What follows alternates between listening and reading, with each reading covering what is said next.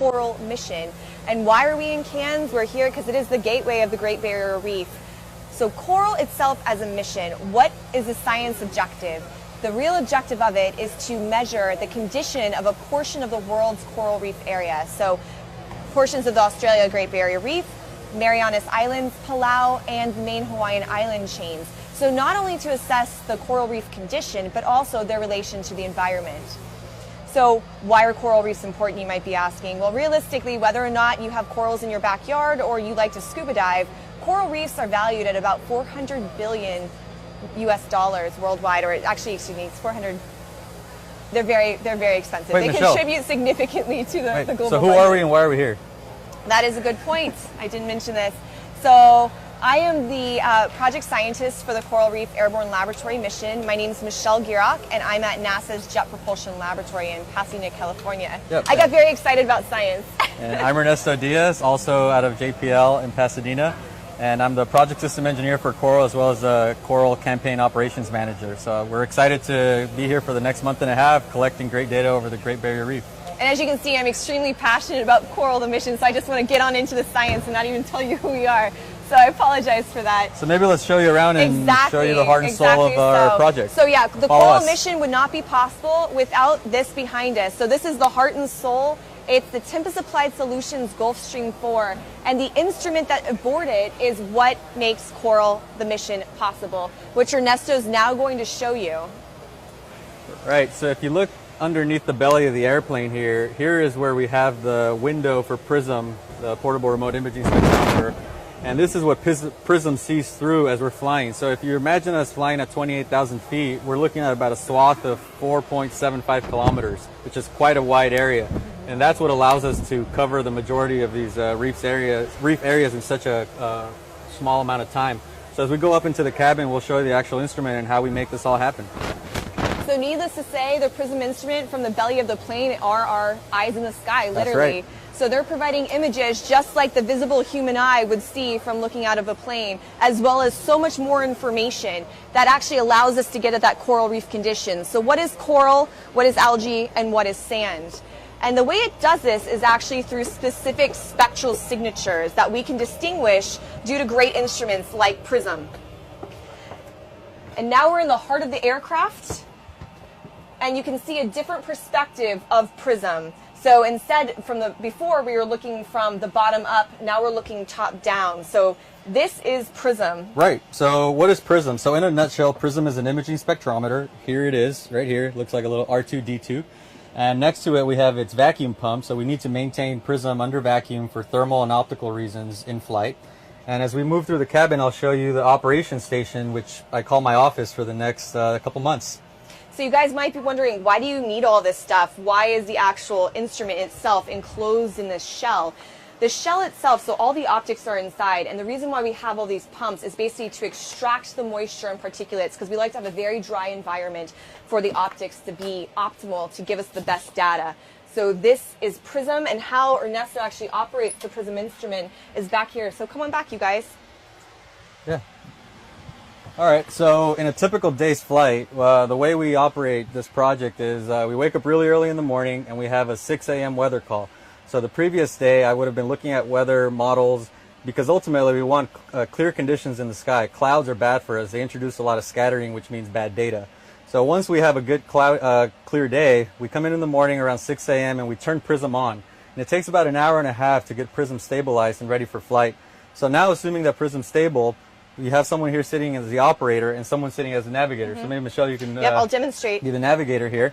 And what we do is, we pull out our operation station here, just our computer, if you will. It's not on right now. And ultimately, what Michelle would be doing is she would have a set of flight lines that we've already communicated with the pilots. And generally we have a nice tablet that actually we click, but just for... Correct. So the pilots have the lines, and the navigator would say, all right, we're up at altitude. Exactly. Let's start collecting line 112. Exactly. And as the airplane approaches line 112 and levels off, Michelle will communicate with me and say, all right, Ernesto, go ahead and start collecting. And so I will hit record, and PRISM will start collecting data. And as the line Reaches the end. finishes up, she will say stop recording. We stop recording data, and then we repeat that for the remaining part of the region. So it's essentially comparable to mowing the lawn for most cases. So you see here, all the areas in pink or purple are areas that our scientists has picked out as areas of interest with coral reefs. And that's actually an area that we flew about a week ago. Correct, and we can show you some preliminary data we'll from show you that in a second. We're having very quick turnaround for these products, and at the end of the day, for Coral, the mission, all data is publicly available. So we're not holding anything back. It's part of the NASA mandate. So if you are intrigued by this data, you can have access to it. And while the actual instrument, as Ernesto's recording, we can actually physically see what PRISM is seeing from below. We have something we call a waterfall effect, and we can see the actual images. So if we want to show you some of the data we already collected from Lizard Island, as Ernesto showed you right here, this is some of the preliminary data. So this is what we flew just last week. And you can see the specific lines that were flown and our specific paths that we took. So this is from FlightAware. If you guys are intrigued at all, you can actually watch us as we fly in the sky. And these are the specific, we call them true color images. So it's basically taking a red, a green, and a blue band from the entire spectrum that PRISM provides. So this is what the human eye can see. And we generated this so you could get a better picture. But you can see we're collecting some amazing data. And this is really going to take us to new heights in our understanding with respect to coral reefs. And that is the nexus of coral. Yep, so ultimately we're excited to keep this going. We have 9 other regions along the Great Barrier Reef that we're going to be collecting. There's a lot of hard work has gone into planning out all these lines, collaborating with the scientists, ensuring that we're not missing any of the critical coral reefs that they're interested in. And ultimately a lot of work coordinating with the pilots and ensuring that we're all on the same page and it's a smooth operation, which it has been and it will continue to be for the rest of the campaign.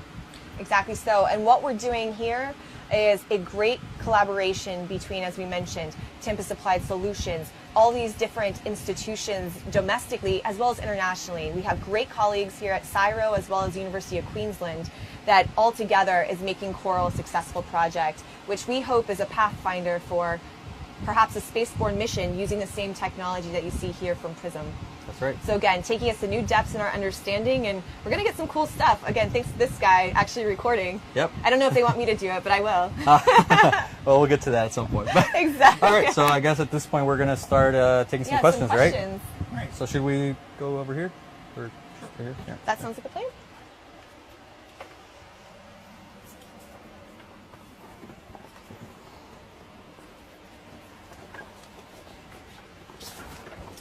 So our first question is from Facebook user Donna Nick. She says, coral reefs are so important to all of us. Can you tell us why reefs are so important? So I sort of mentioned before that coral reefs themselves are economically valuable. So not only do they provide coastal protections for people that obviously live around the coast, food, that's an easy one, right? These basically coral reefs themselves are massive. You could almost think of them as a rainforest. So they're massive habitats for fisheries and all types of marine organisms that, you know, sometimes end up on our table. So from that perspective, as well as tourism, a lot of you like to scuba dive. I myself scuba certified, so I'm very excited that I get to go out as part of this, not for this project, but in my personal time. But the other one being biomedical. So lately, the biomedical industry has been getting a lot of organisms from the coral reefs themselves to come up with new drugs and therapy medicines, such as painkillers and cancer therapy, that have been improving greatly our way of living and our way of life. So you may go into the emergency room, though I hope you don't, and you may be getting a drug that actually was derived from something that's on a coral reef. So overall, in a nutshell, coral reefs are extremely important, even if you live, let's say, in the Midwest, and you don't have access to it. You are being impacted by a coral reef in some fashion. So they're extremely important, and the other thing being they're extremely threatened. That's really why we're here. So not only the importance, but the threat that's coming with that. So with increasing sea surface temperatures, increasing carbon dioxide going into the water, it's impacting these coral reef ecosystems. So understanding what their current state is and their relation to the environment is why we're here.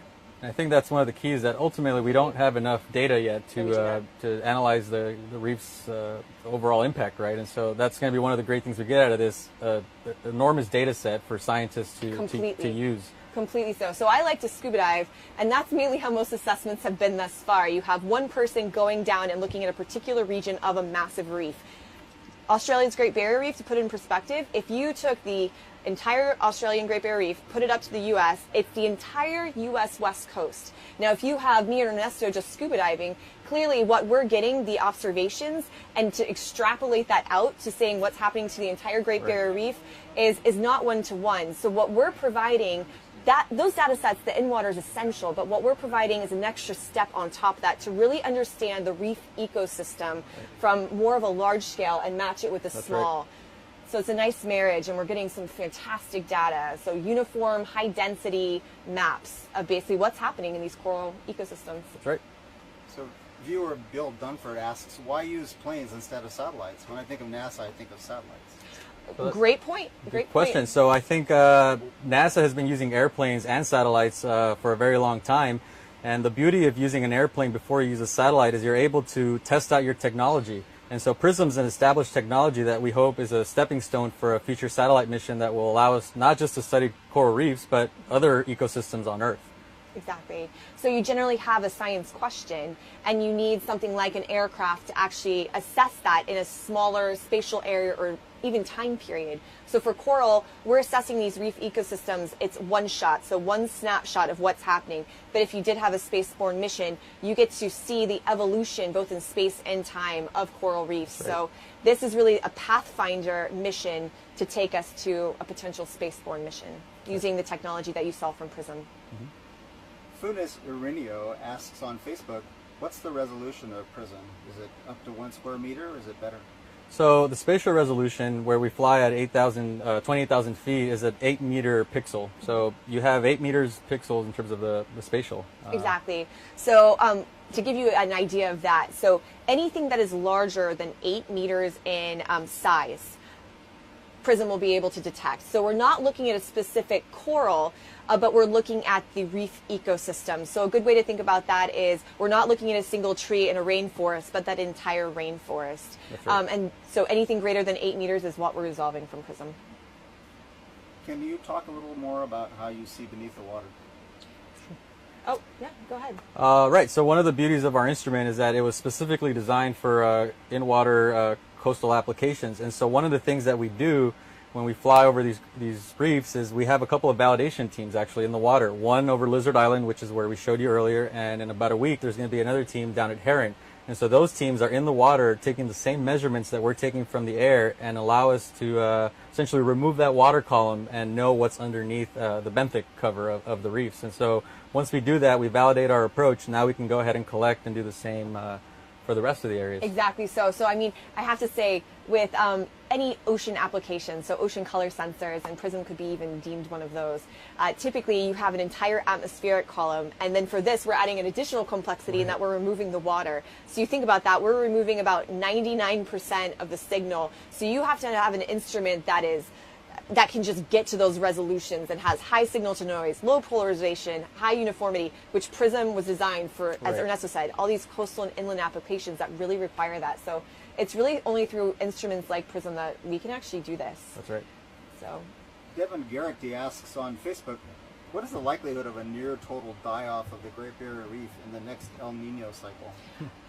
Great question. So we do know Australia, we did have a recent El Nino, and when El Nino does happen, if the warm waters last for an extended period of time, the corals themselves expel the algae. So that's what makes them white. Now, that's not to say that they're dead, but if the warming continues for a long period of time is when we then say that there is a massive die-off or a massive coral reef bleaching event. So that does typically sometimes happen with regards to El Nino. Australia is facing that right now with respect to the El Nino that just occurred.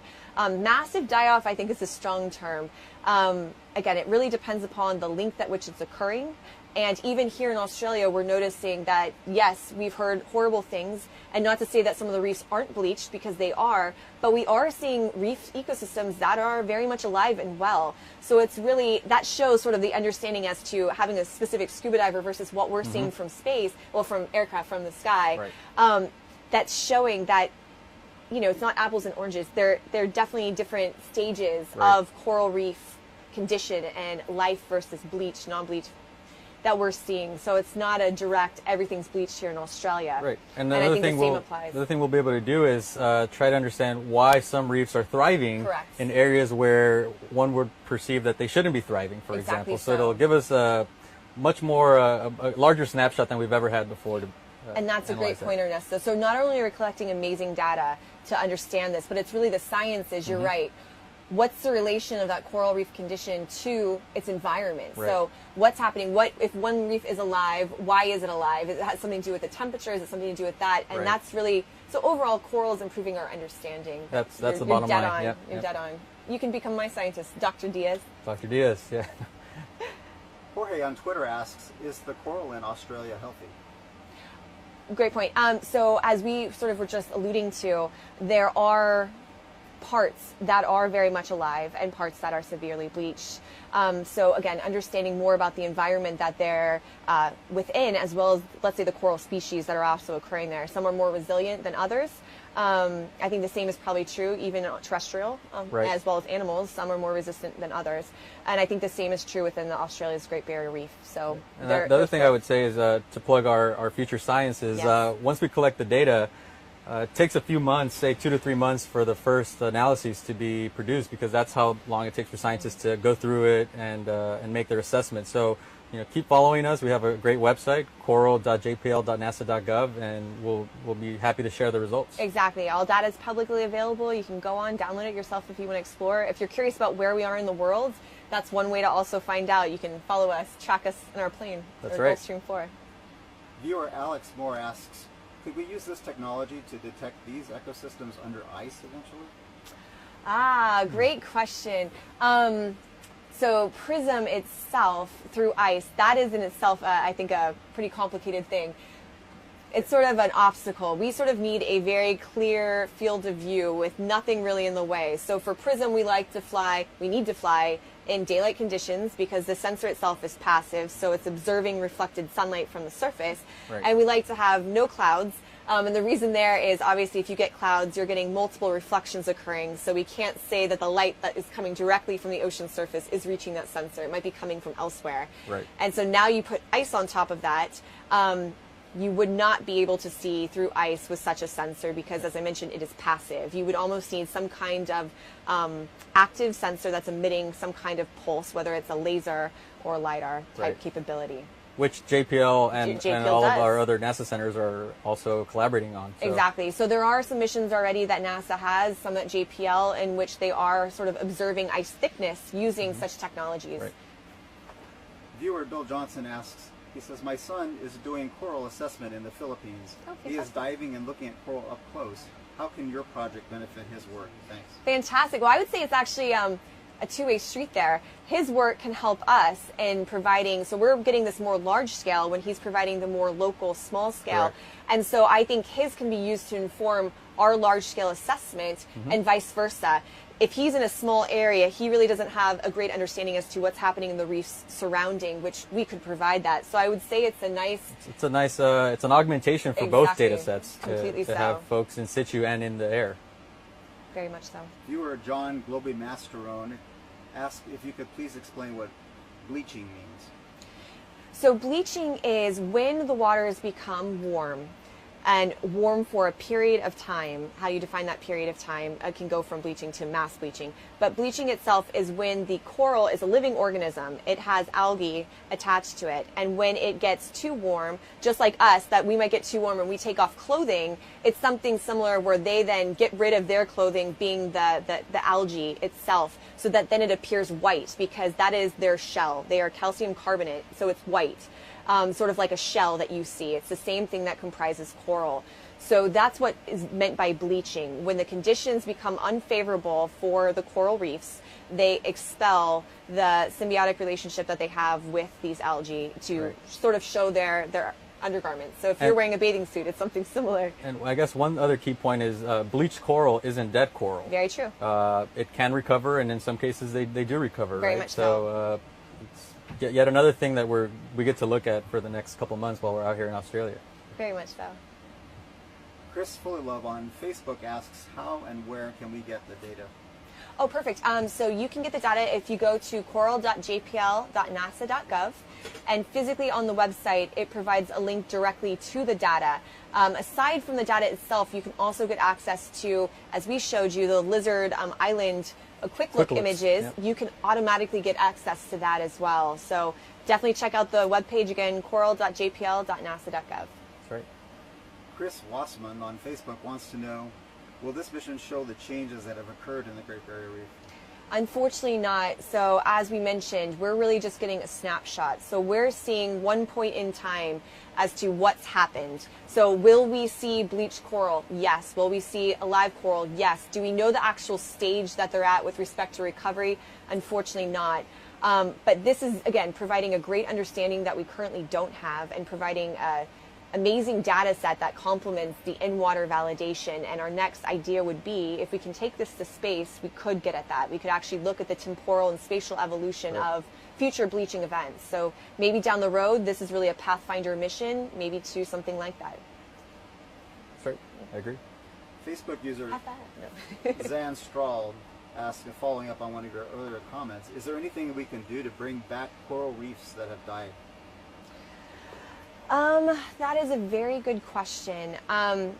There are activities that people do with respect to sort of farming corals, and then they do transplant them to certain regions. But as to bringing back the corals within certain regions that have already died, I think that would be the best approach, where you can actually do farming and try and extract them, bring them to an area. Facebook user Abby Bixby asks, do you have official observers on the ground or underwater, as it were, who are observing the reefs and providing data to support your observations? Divers, citizen scientists, etc. Definitely, yeah. So that's actually one of our components of our project. But one of our requirements is that for every location that we go to, there are in situ, which basically mean in-water teams that are looking at the coral and the reefs underwater as we fly over. So the snapshot we showed you a couple minutes ago of the flight line over Lizard Island was a concurrent collection of data from PRISM and collections in the water. And so that the basics of it is that it gives us confidence in the measurements we're making, because we can't have in-water teams at all the locations that we're going to. So ultimately, as Michelle was saying earlier, once you have the Pathfinder, this is a Pathfinder for a space mission, and so from space you'll be able to get the repeat coverage, and you won't necessarily need the in-water teams at every location that you're imaging. True, but you will always need validation teams, regardless, because as Ernesto said, we're seeing and we're deriving measurements from it, but we need to have concrete evidence that what we're seeing from the sky is actually what's occurring on the surface. So we'll always need validation teams, but maybe we won't need them in as many areas. In as many Great areas, point. yep. Great point. Viewer Lanny Richardson Berry asks, what can I do from across the world to help further the work you are doing to help save our coral reefs? I would say keep up the message. Do as much as you can with regards to spreading the word with respect to coral reefs and what's happening to them through your local governments. I would say that's the best thing. Just being aware and doing what you can to actually keep that message going. Yeah, I agree. Sharing the message and sharing the work that we and other scientists are doing. Exactly. Yeah. Kevin Farrow Campbell asks, so how long will this assessment take? So at the Great Barrier Reef, it'll take about another month and a half until we are done. But then the Great Barrier Reef is just one of the reefs we're going to. So we're actually going to the Hawaiian Islands next year in about, I think, February. So we'll be there for about a month, imaging all the reefs around Hawaii. And then we'll wrap up the project at the Mariana Islands and Palau in the spring. Viewer asks, how can someone work for NASA? Oh, great question. I feel I lucked into it, to tell you the truth, and it's a great honor. What are the best ways? I mean, from my experience, all I can say is you have a goal. So one of my goals was to work for NASA, and so I started, and look at me now, working here, right? And so the message there is have a goal, and obviously now I sound like a parent. Do well in school, take math, take science, and one of the key things is be driven and go out of your way to try to land the job or try to land the internship. Nothing will just be handed to you, so just be persistent.